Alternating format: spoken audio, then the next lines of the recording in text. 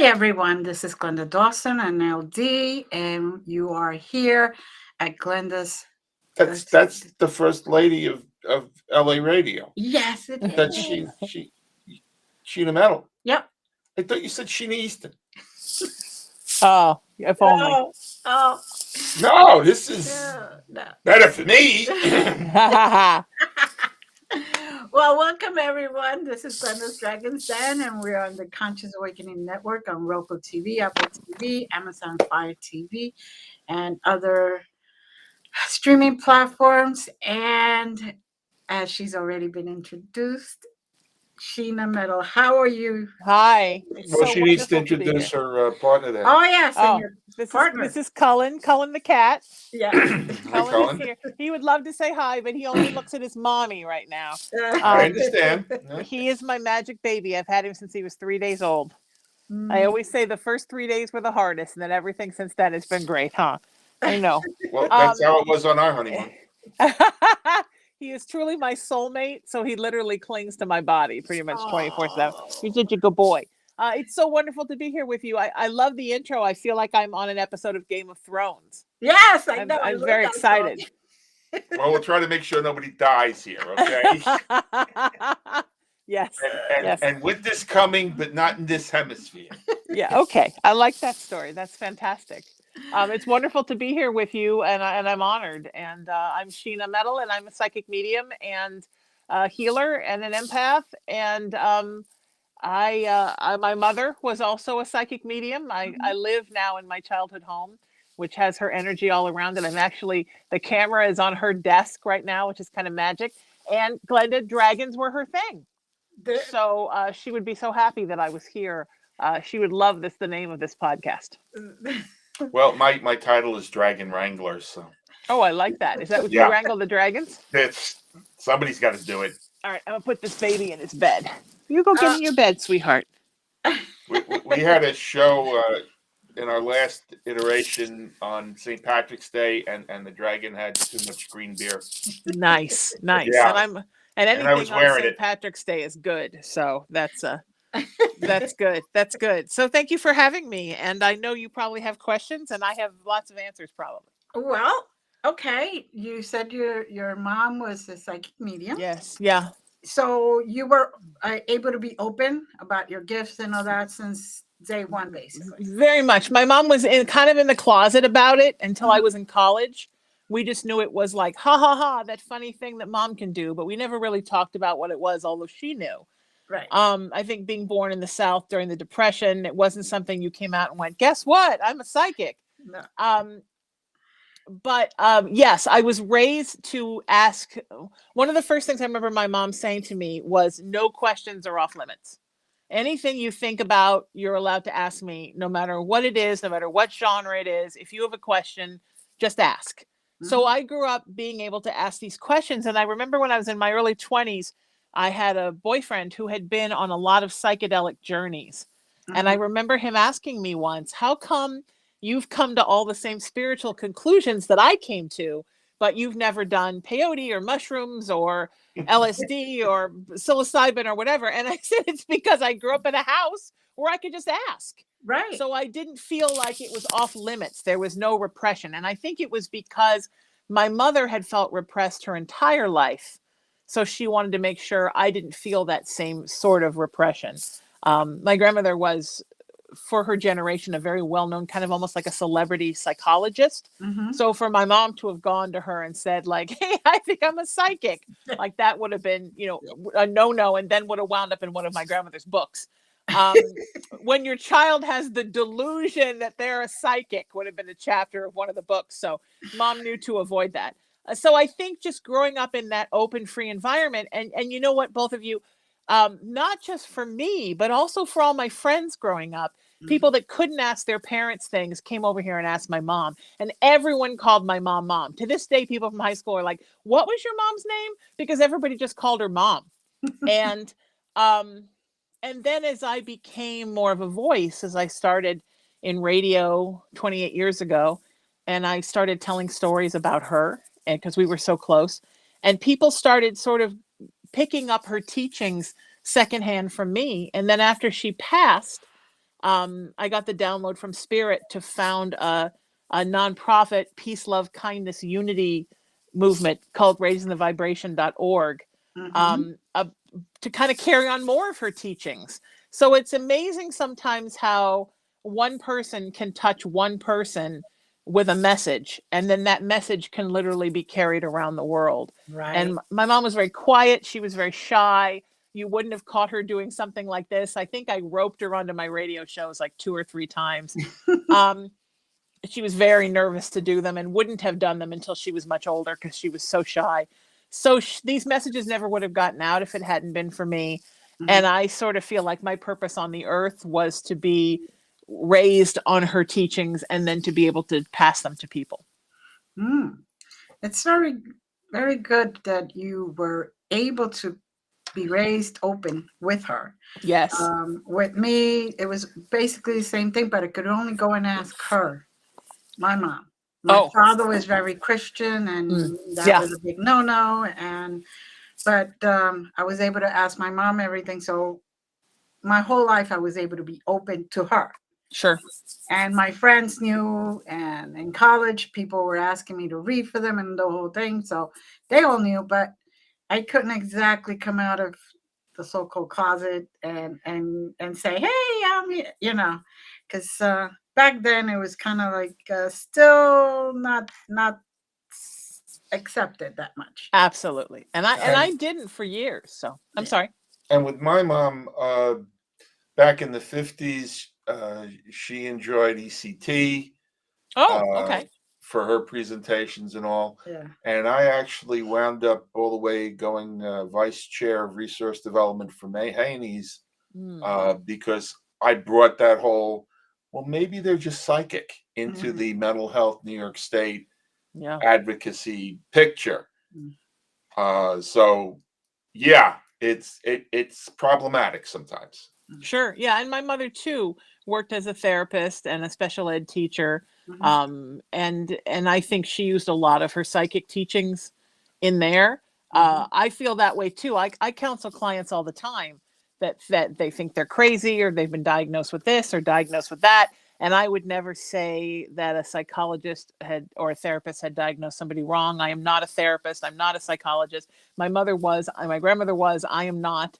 Um, but I do see sometimes how empathy, intuition, psychic gifts, mediumship gifts can be wrongly diagnosed as something wrong with you. In the same way that I don't believe that we should consider the autism spectrum something that is like a disability. I Mhm. think it's more just people that they just work on a different energetic plane. And I've taught a lot of acting and radio to autistic kids and adults, young adults. And I got to tell you, they're just on a little bit different of an energy plane. But I think, Mhm. and don't you both agree, that when you're a psychic, you're communicating with all different kinds of beings on Mhm. different energetic plane, right? A dolphin, the cat, Yeah. a person, an angel, an off-worlder. So you learn just to pick up the different frequencies and be able to communicate like speaking different languages. Exactly. Well, I actually helped develop a protocol in New York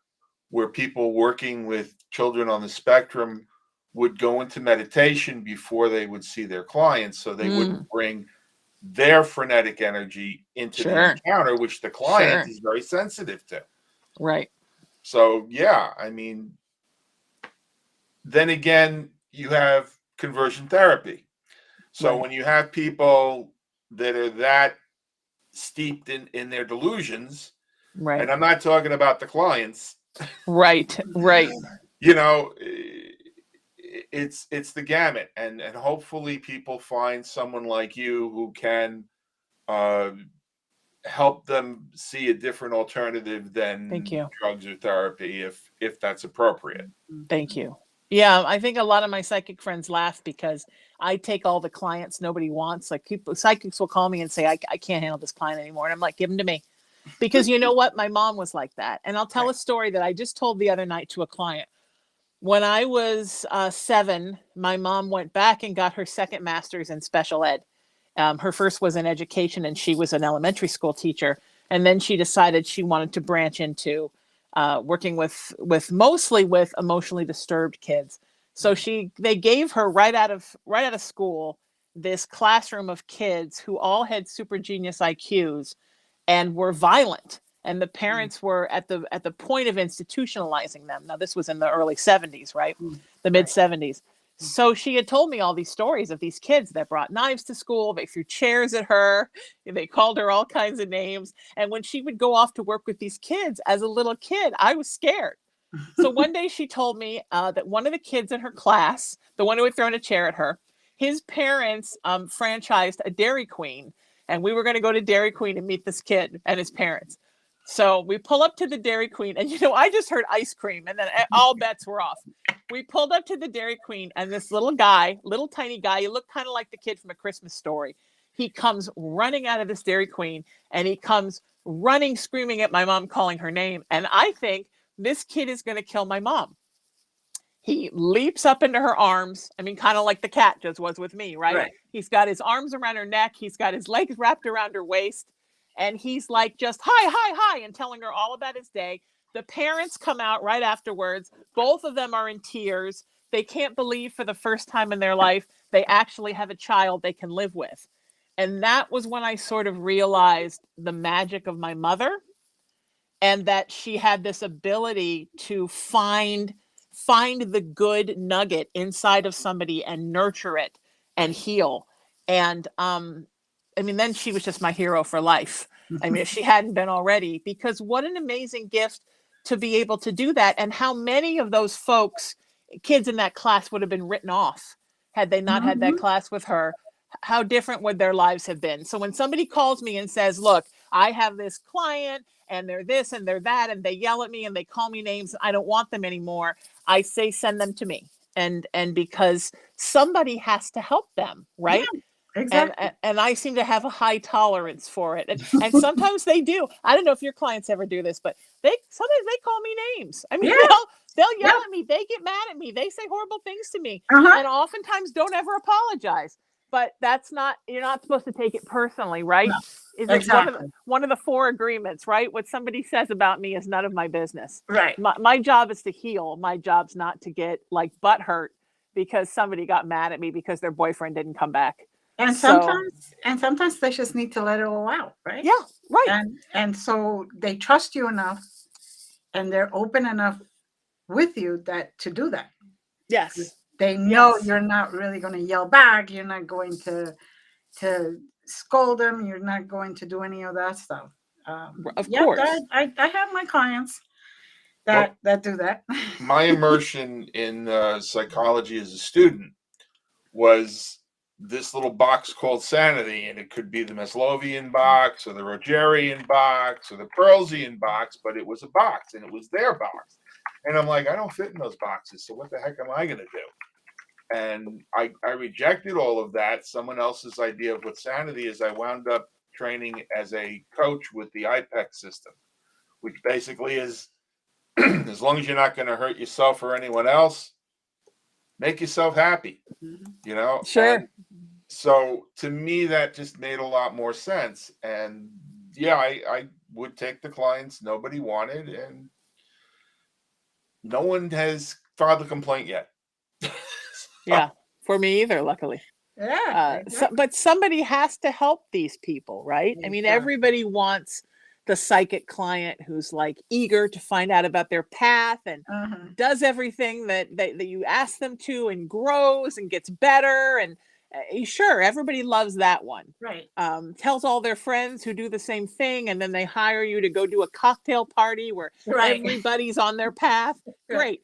Except who helps the people that are literally contemplating suicide and no one is helping them. Right. And I think that's whether you're a spiritual counselor like what we do, Glenda, or you're a psychologist, or you're a therapist, or you're a minister, which I also am.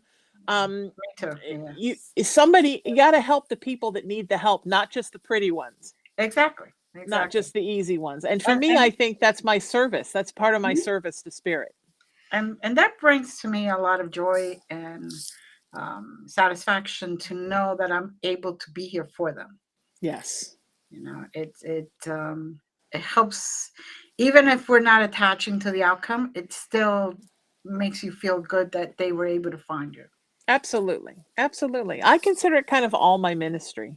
Hmm. I think it all sort of falls underneath that. And it's just the work you would do, right? Right. Sometimes I'm at a party and somebody corners me and they don't even know I'm a psychic. They just corner me and they want to have this big discussion and have me help them with an existential crisis. Right. And I sit right there and do it. And I remember I did it once at a party. This lady sat next to me I had never met at a friend's party. She did not know me from Adam, and she suddenly wanted to tell me the story about how she was a second generation atheist, and her daughter in her early 20s had found evangelical Christianity.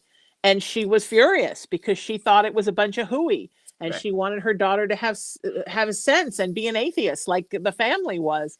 And she talked to me about a half hour. She got up to go get some food, and my friend who had the party sits next to me. He's like, "Oh, doing your ministerial duties at the party again, I see." And I'm like, yeah, it's just what happens. But I love it. I love every minute of it. And I read for clients at 3 o'clock in the morning. I read for clients at, I'll take 3 o'clock in the morning, somebody calls, I'll take one more. Right. And because somebody needs help and I can always sleep later and I'm there to help them. So I love it. I guess probably other people would find it not to be not great that I'm pretty much consider myself on call all the time. Right. But you have to be, right? And it's not for everybody. Some people No. have my office hours are 12 to 2 every day. Okay, great. That's for you. Me, last night, it's like 2 o'clock in the morning. I've got a client in the car. I'm sitting at the beach looking at the ocean. My client's in Hawaii, also looking at the ocean. I thought this is real. This is beautiful. This is what it's all about. It's Right. about connecting with people and helping them. Way more important than anything I could be doing if I wasn't in service with a client. Yes. Well, I love there was a show where the threat was you will be assimilated. It's like we are assimilated. It's just some fools are in so much denial that they have a crisis. Right, right. We're all Sure. connected to the universal consciousness. Yes. And I've been woken up at 3 in the morning by someone who was about to kill themselves that I hadn't spoken to in 6 months. Right. And called them up and like, what are you doing? And why are you calling me? I said, because I heard you. Can we talk?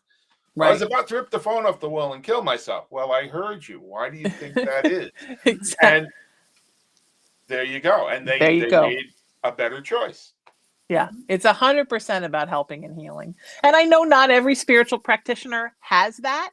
It's not about that for them, and that's okay. Yeah. But for me, it's all about rolling up my sleeves and really getting in the trenches and help who needs help.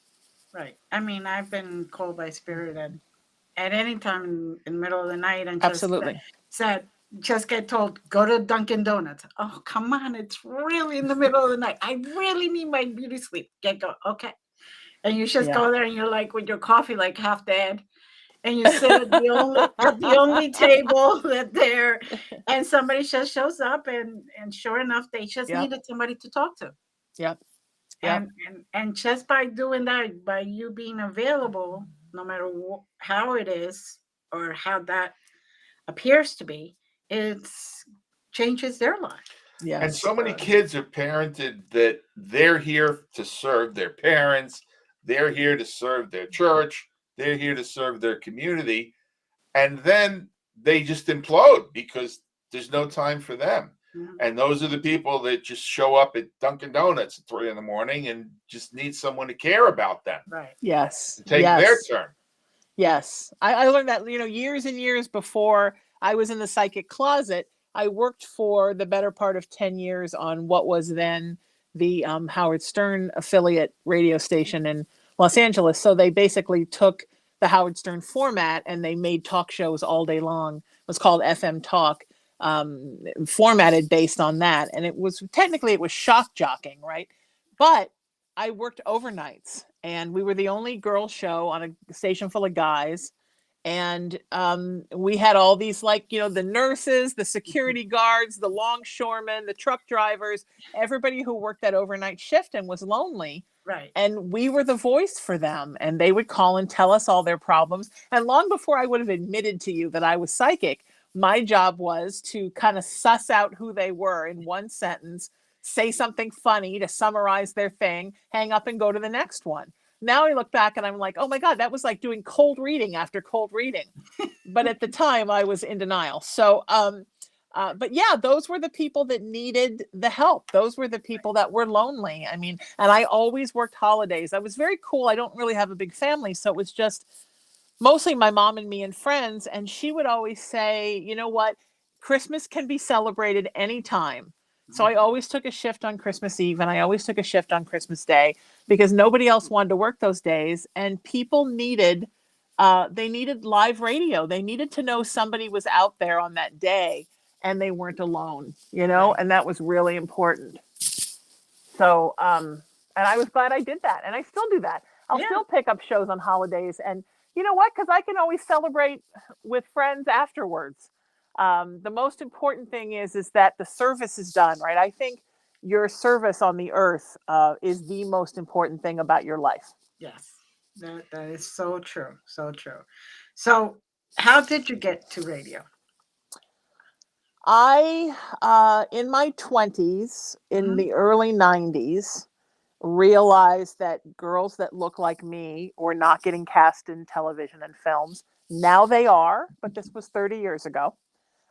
So I put together a one-woman show of characters that I did that I was hoping to take to the stage.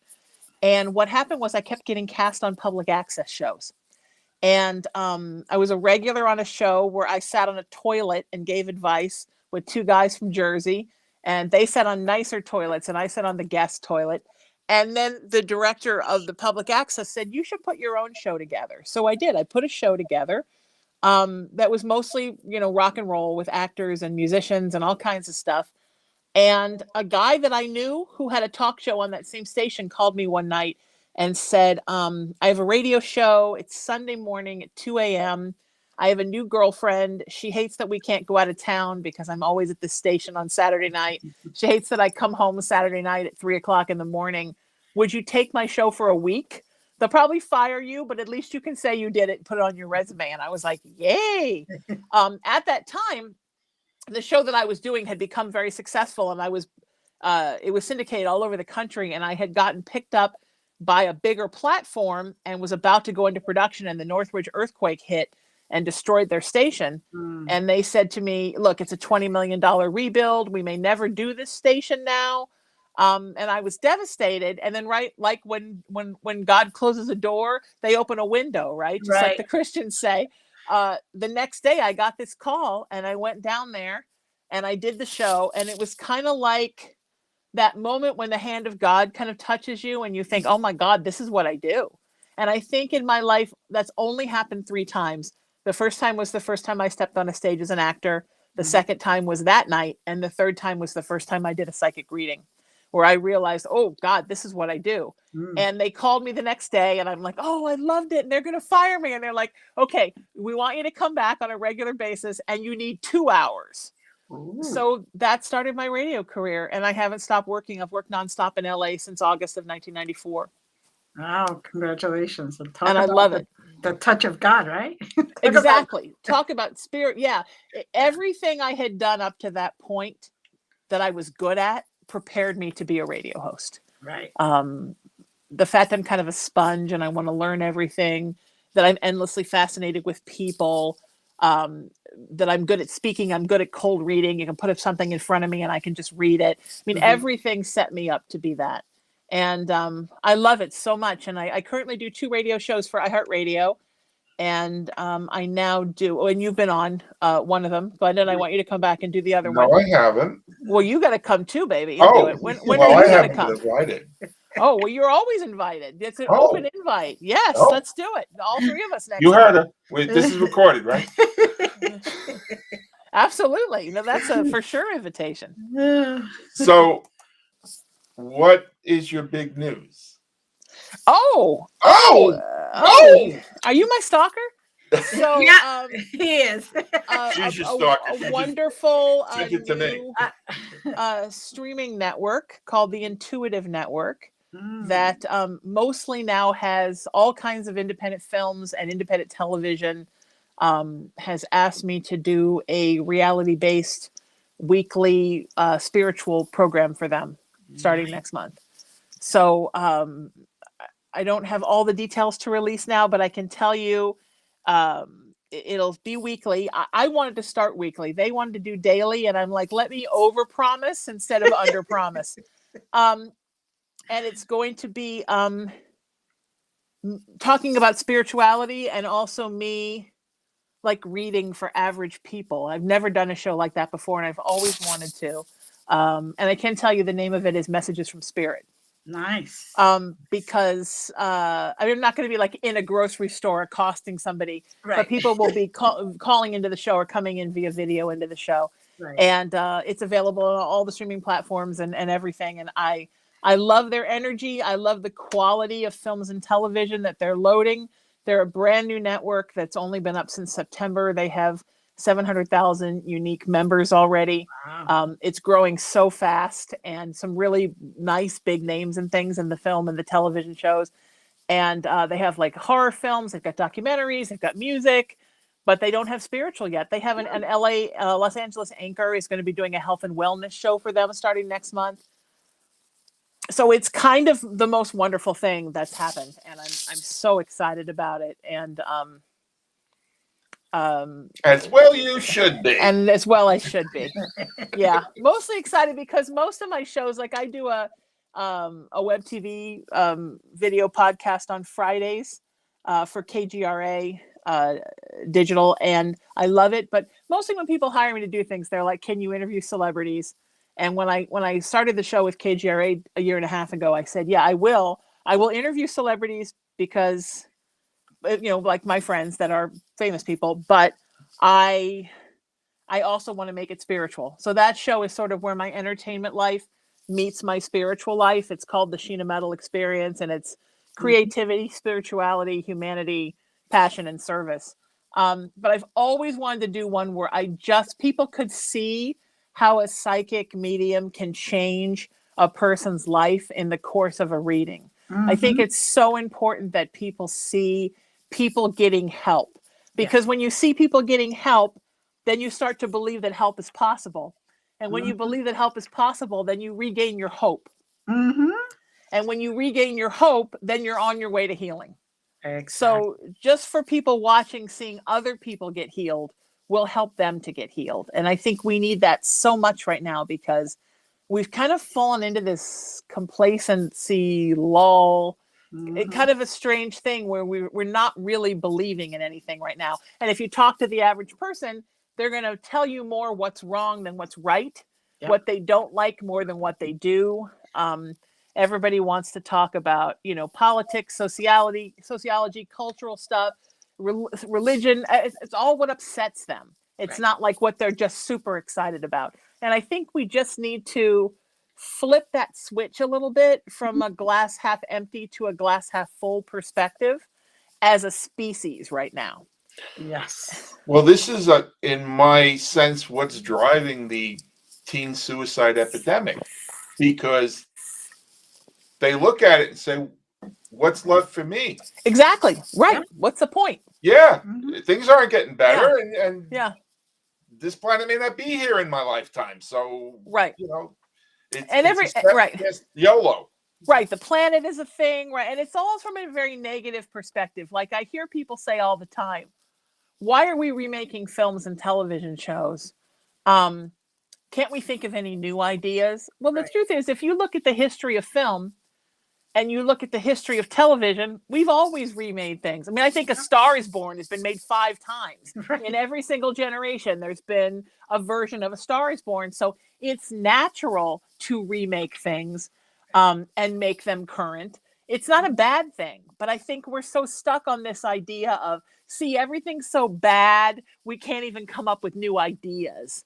Well, it's beyond that. It's the idea of bringing different people into the title roles that I think is upsetting a lot of people. And, you don't have to watch it, but there's a whole bunch of people that want to see that girl play the mermaid. You know, I agree. And I grew up a theater baby. My mom loved musicals. I think I've seen 25 people play the Music Man. You know what I mean? I mean, obscure, weird, obscure, bizarre things I have seen in theater. Right. But that's 26. normal theater. What? 26. Right, exactly. No, I've done it. Yeah. That's So normal. now you've seen theater. 26. Yeah, I know, right? But that's normal in theater, right? You want Right. to see who's doing the role now. Exactly. And their So interpretation. right, and so it's normal to be doing it with shows as well, and to do prequels and spin-offs, and I think it's fun, and I think it's great that there's so much content out there right now. So many things to look at, and especially in our world, right? Because when we were kids, there weren't psychic shows. No. There weren't paranormal shows. Maybe you'd get one movie at Halloween time. Yes. One And movie. and it kept repeating every year. exactly. For a while we had In Search Of, and that was like Right. amazing that happened. Right. But there weren't a lot of choices, and now folks that have gifts, folks that like I am paranormal survivors of very active haunted houses, there's all kinds of information to find your community and find your tribe, and I think that's so wonderful. Exactly. And like you, have also experienced paranormal. I own a house from 1900. Oh, So that's wow. Yes. Although we have a deal. They stay in the walk-in attic, and then the rest is for the living. Okay. I still say if you can get them to pay rent, they can come down. I want to know, do you go in the walk-in attic and hang out with them, or is the attic a place only for them? No, I have gone up there. Nobody else likes set upstairs. Well, do you have stuff up there? I have no problem with going upstairs. No, nobody. Even my children, they're like, they go up to a certain step and they're like, yeah, no. My daughter was the only one that was really brave. She went upstairs a few times with me, and then she saw a real looking casket. The guy going like this, sitting up. Oh. Looking at her, and then just went back down and did this, and she's like, "Yeah, no, that's it. I'm done." Right, some real haunted mansion stuff for her. Yeah, yeah. That's my house is on an Indian burial ground. Okay. So I am very careful to keep it very warded because I don't want spirit activity in my home. Right. Having lived in a very negative home outside of Baltimore as a kid, I don't want that again. So I just I make sure that I have a lot of salt lamps in the house, and I have a lot of selenite wands and selenite towers and a lot of brooms. This house is full of brooms. People must think this is the dustiest house at the beach because there's 2 brooms in every room, and it's managed to keep the activity out. Yeah. Because the salt lamps are always on. It's never dark in the house, and it's always and I do everything I can for positivity, and Cullen does as well. I don't get angry in the house. Cullen and I do not fight. I don't raise my voice to him, and which is challenging when you have a kitten. Yes. And anything that's like a scary paranormal, because I love that kind of stuff, haunted horror movie, we only watch during the day. At night we only watch happy stuff. We watch a lot of Food Network at night because he likes all the cakes and the pies moving around on the screen. Sometimes he gets on top of the TV and bats the cakes and the pies. He loves that. But we don't, I keep the house very neutral. Right. No drama. And he's so used to not drama that I had a friend come over to have dinner, and she came in to meet him, and she was crying the whole time. She sat down on my stoop and started crying. I mean, not about us, but about some other things in her life. And he hissed at her because I think he thinks like negative is bad. Right. Because he doesn't really see that. So, so that's helped to keep this. I mean, look, I feel it outside the walls. I feel that it wants to come in. I feel them all out there. And Cullen looks so much out the screen door at night that I'm like this. I'm a little scared to get a Ring camera put out back. I'm like, I was just telling my friend the other night, I don't know if I want to know what we find on that thing. And he's like, oh, I do. Give it my number so it'll let me know. And I'm like, I don't know. Don't tell me. because it is a burial ground and it is below Right. sea level, and my backyard is just a pool pretty much. So it's a lot of water and it's a lot of humidity and it's a lot of Native American, Mhm. and then there's a lot of stuff in here that I'm doing readings all the time and Right. doing things all the time. But I don't do spirit board in my house. Right. So just say no to Ouija in your own home is my motto. That's We we extend that in we general. I yes. I don't do pendulum in my house. I don't do rods in my house. Mhm. I don't do spirit box in my house. All that is great for your haunted house. I don't want it in my house because I don't want my house to be any more haunted than it already is. So, do you feel that way too?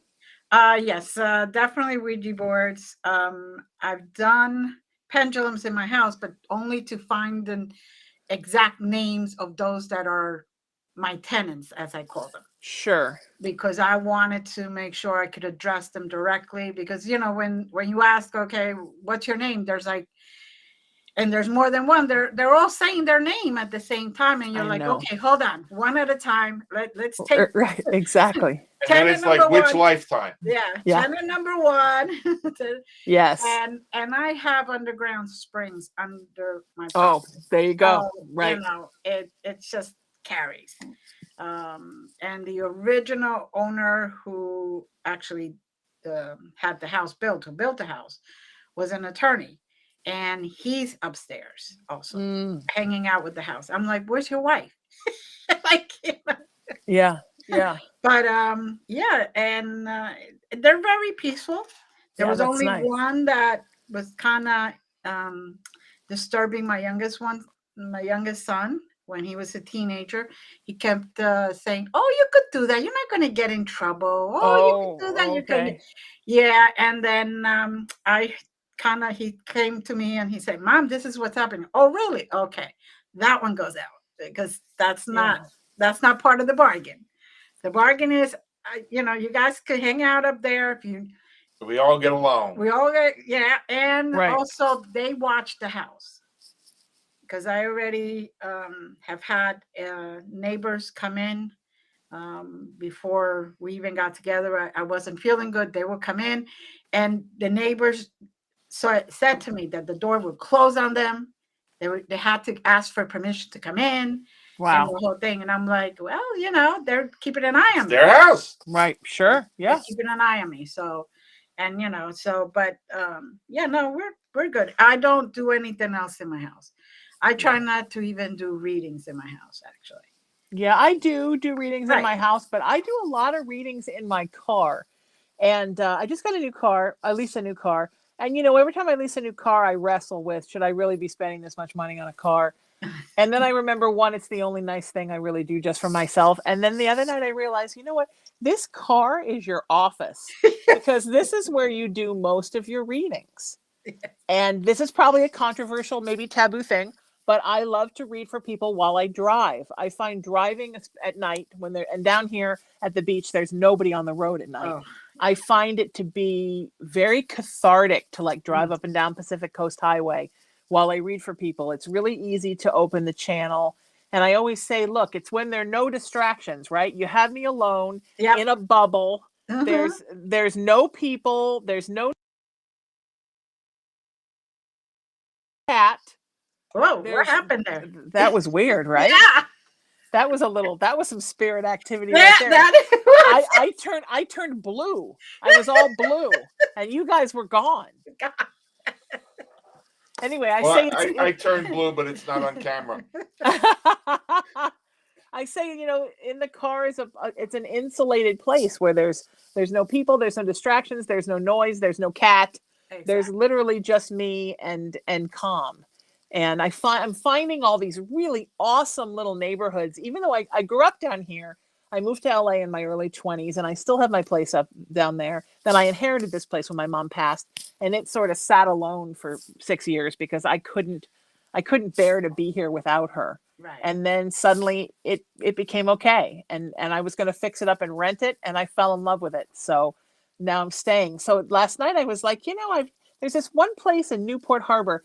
I've never taken a left turn. Like, what would happen if I took a left turn? And I found this whole peninsula where Ooh. you could see in between the houses the entire harbor, where the harbor goes out into the ocean. I'm like, this is beautiful. Then I went down by the pier and I watched the waves come, and I'm like, oh, this is amazing. And so that's what I do. And my regular clients all know it, and they love it, and they think it's fun. And so, yeah, that's my big secret. Sometimes when I'm doing your reading, I'm actually in the car. Do you ever have a challenge grounding in the car? No, I don't. I don't at all. I don't know why, but I always feel tremendously grounded in the car. Good. Maybe Right. because I've lived in this town for Yeah. almost 50 years. Right. I'm just grounded in this area. The Mhm. only time I ever had a hard time grounding was the first time I went to Sedona. I got to ask you a Mhm. showbiz question. Sure. And probably someone's already taken it, but I always felt that a great showbiz name.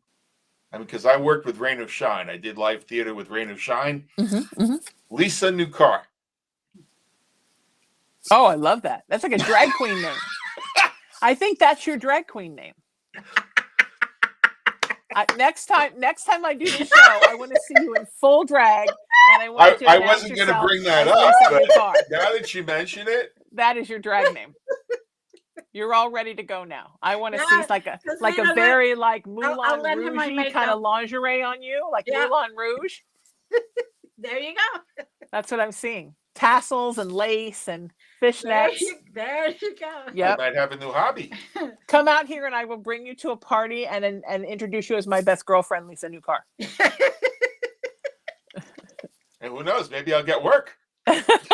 Yes, right? Yes, you'll get your own show. There you And go. you're like, oh my God, we have to move to Los Angeles because I'm on stage 7 nights a week. See, this is the beauty of being able to do improv, because you don't really get affected by the writer's strike. Right? And doing a lot of reality spiritual stuff. Thank goodness that's where I'm at right now. Exactly. Yeah. Strikes are hard on people, though. I see all my friends on their yeah. Instagram striking, and Yeah. it's so hard. And Drew Barrymore put up a post that she's stopping everything she's doing because of the strike. And I don't mean to make light of the strike, but honestly, if this was a scripted show, I wouldn't be doing it. Right. Yeah, it's true. Yeah. I have to tell you, like, I'm not somebody who's like, I'm pro-union. I'm not obsessed with unions. Right. But I can tell you from my friends that have been in the union their whole lives that SAG-AFTRA takes very good care of people. Mm-hmm. Their medical needs, I have friends that have fallen on hard times or become disabled, and they now live in a place that the union helps to pay for. They have a wonderful retirement / end of life home. So there are advantages, you are taken care of, and the pension is amazing. Right. And I have friends that got to a certain age, or for whatever reason they stopped working, and they live quite nicely off their pensions now. And these aren't actors that like made millions of dollars. These are like working actors that like extras and people on. who did guest spots on shows, and their faces, but you don't really know who they are, and they never were the lead in a series. So I do think that's wonderful. So I do understand. I also have many friends who were child actors. I'm not getting too political, am I? Who were child actors back in the day when there were no residuals. One of my very best friends was on the Brady Bunch. And, those kids get nothing now. And they did all that work and they sacrificed so much of their childhood. They get zero residuals. So I understand sometimes the fight for residuals. And I also understand that sometimes in unions, the unions that have the actors and the celebrities get all the attention, and the writers don't get as much attention. So you know what? You got nothing without the writers. So I support anybody's right to want more rights for themselves. And I got to say, I really love that Eve has found her voice. Maybe it was necessity. Maybe it was just what she felt she was ready to do. But, I was a child actor. I never did anything but live theater because that was my preference. But yeah, I mean, back then it was tough. Yeah. They got residuals for 1 year. All those folks from back then, 1 year, and then nothing. And those shows are still playing 24/7. Uh-huh. So I love the fact that because of the actor strike of 1980, things are different now, Yeah. and people are being taken care of, and I think that's wonderful. So, and I don't have a dog in the game in this. Like, I get residuals from nothing.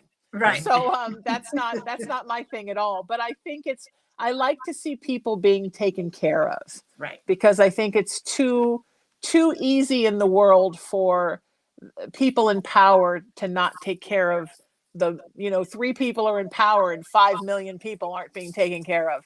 And Mhm. so I like that, especially for artists. Growing up an artist, I like to see people acknowledging artists and the importance of what they bring into people's lives, which is a lot of joy, a lot of Mhm. escapism. It's the soundtrack of your weddings and your Mhm. funerals and your graduation and the shows that got you through your childhood, and all of that stuff is so important. Yes, yes, it is. Now, when somebody calls you for a reading, Hmm. you know, some people have to go through a certain um, kind of like little ritual, or are you just Oh, like light on? light on, light always on. I don't think I ever turn it off. Is Okay. that bad? I think when I started doing really when I started doing radio every day, so Right. that was 2009, I started doing a daily radio show. I realized that because this, for me, the same channel that I channel from artistically is the same psychic channel for me. Right. I realized I couldn't really close the sunroof Mm-hmm. because it was too much trouble to open and close. So I just keep it open and Okay. just allow messages to come through when they come. So it's pretty easy for me. I'm very thankful for that. But it's also an effort when you leave the light on all the time, because it means you have to filter and screen and protect yourself all the time in your daily life, because you're walking around with this big gaping channel hanging open, you know? Right. Right. Yes. I it all depends on the day for me. Mm. If I know I'm going to go into a store or something, it's like, oh no, right off.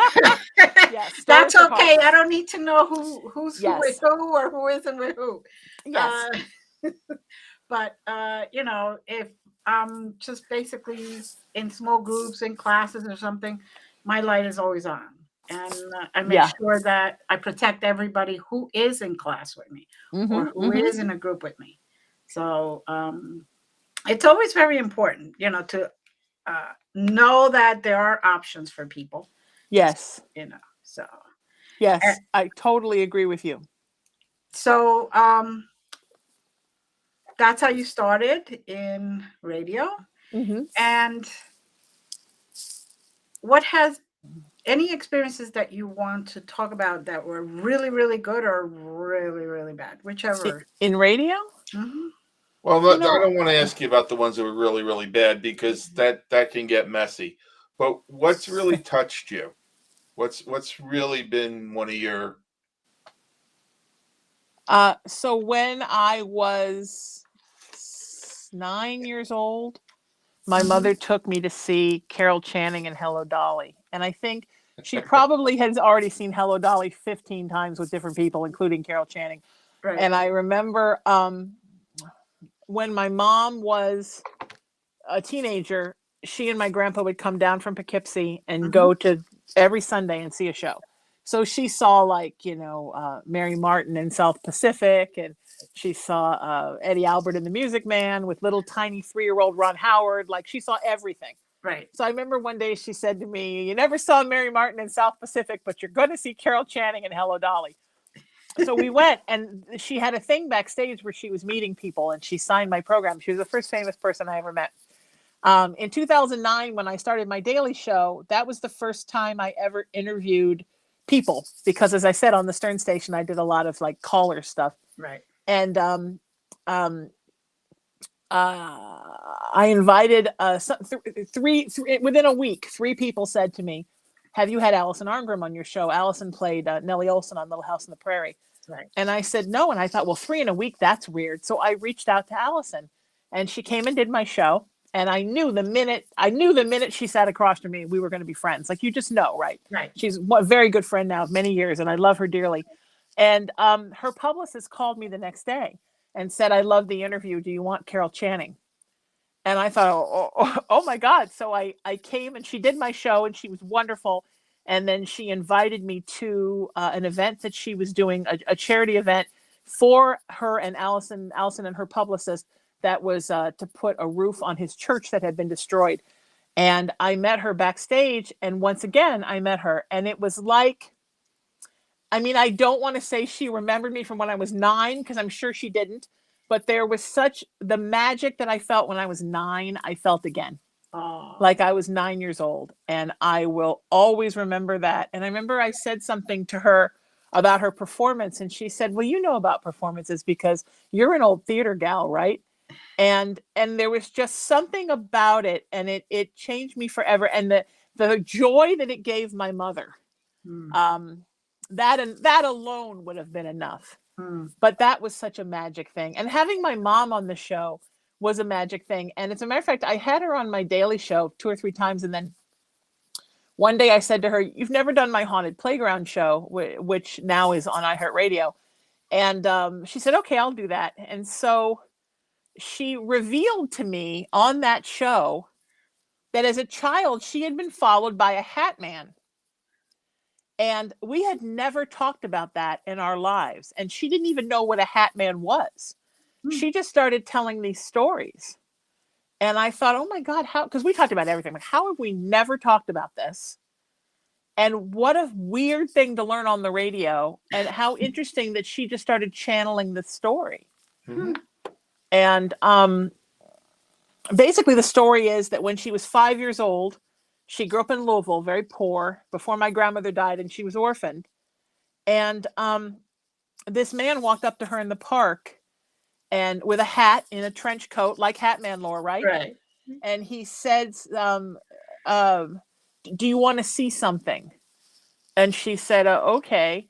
And he opened his trench coat, and there were all kinds of little children in the coat. So when she got to, then my grandmother died very suddenly of a ruptured appendix, and the family couldn't support her financially. Right. And she couldn't live with her grandfather and her uncle because adult men couldn't have young girls if they weren't married. That's so weird, but that's a whole nother show. Right. She went to the orphanage, and she told a social worker in the orphanage that story. And this woman told her at 7 years old, oh, when a man opens his trench coat and you see children, you're actually really seeing his genitals. Now, why somebody told a 7-year-old that?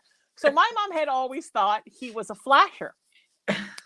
Then one day the lady comes, tells my mom, change your dress, get on the train, you've been adopted.